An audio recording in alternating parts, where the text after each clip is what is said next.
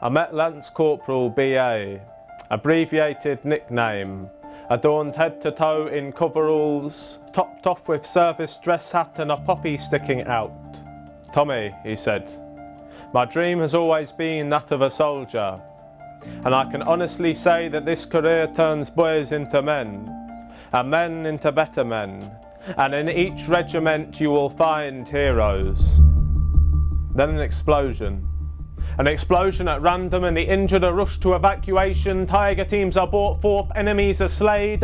Weaknesses become strengths, guns and militia. Travel by foot or helicopter, dropped into a Taliban base where you will fight your way out with fingers on triggers, guns and militia. Combat is strange.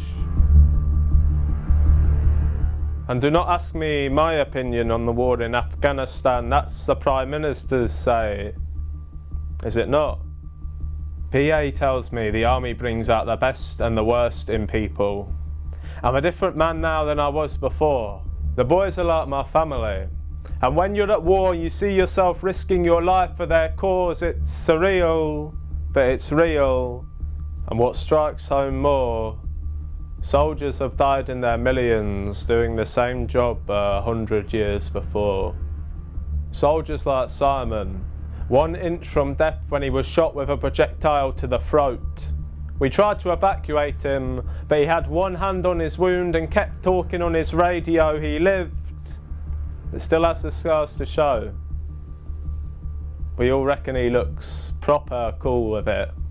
Back home. Home.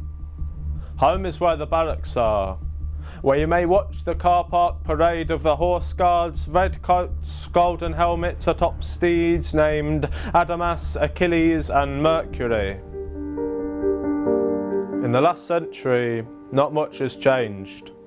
On the front line, vehicles replace horses, but other than that, war is pretty much the same. We still battle on blood as our forefathers would, each for our individual countries' names, and BA looked at me. He looked at me and said, "We need to know Britain's behind us. If we give up, we have lost lives in vain. We're still here 100 years later." And I agreed with him that war is strange.